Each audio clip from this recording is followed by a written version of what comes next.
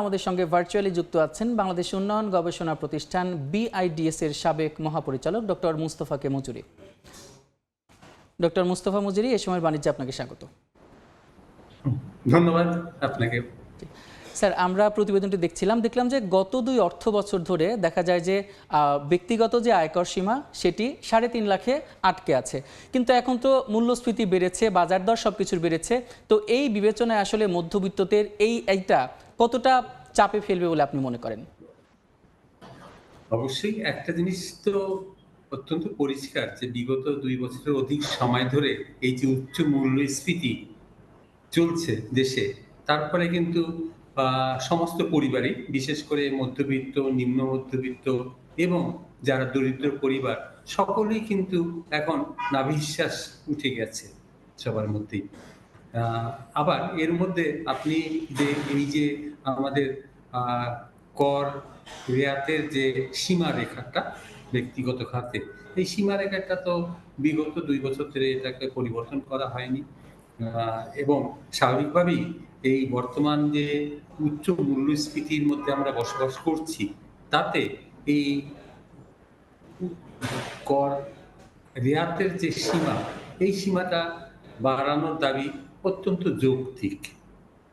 এখন মূল কথাটা হচ্ছে যে আসলে, এবং এটা করলে এটা যে খুব একটা সুবিধা হচ্ছে তা কিন্তু নয়। যেমন একদিকে আমাদের দেশে যারা নিম্নবিত্ত বা দরিদ্র জনগোষ্ঠী এবং মধ্যবিত্ত জনগোষ্ঠীর একটা বৃহৎ অংশ কিন্তু তারা কর দেন না, কাজেই তারা কিন্তু এই বাড়ানোর সুবিধা তাদের কেন কাজে লাগছে না, বরং তারা ওই উচ্চ মূল্যস্ফীতির চাপে তারা কিন্তু একটা দুর্বিষহ জীবনযাপন করছে।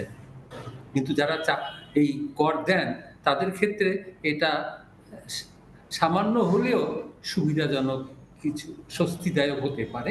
কাজেই আমার মনে হয় বর্তমান মূল্যস্ফীতির প্রেক্ষাপটে এটাকে গভীরভাবে এটাকে চিন্তা করে দেখা উচিত, এবং কর যে সীমারেখাটা রয়েছে কর অব্যাহতির, এটা বৃদ্ধি করা আমার মনে হয় খুবই যৌক্তিক একটা দাবি হিসেবে বিবেচনা করা যেতে পারে।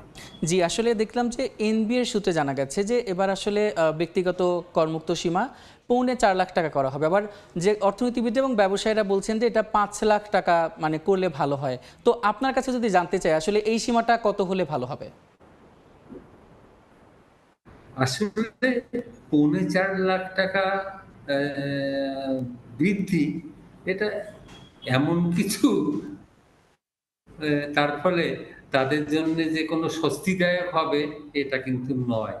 কাজেই এখন আসলে মূল কথাটা হচ্ছে কি, যে আমরা এই মূল্যস্ফীতির লাগাম না ধরতে পারি, তাহলে এই ধরনের কোনো ব্যবস্থা কিন্তু আমাদের ব্যর্থতা তা রয়ে গেছে, যে আমরা এখন পর্যন্ত যে নীতিগুলো নিয়েছি, কোনো নীতি কার্যকরভাবে আমাদের মূল্যস্ফীতিকে নিয়ন্ত্রণ করতে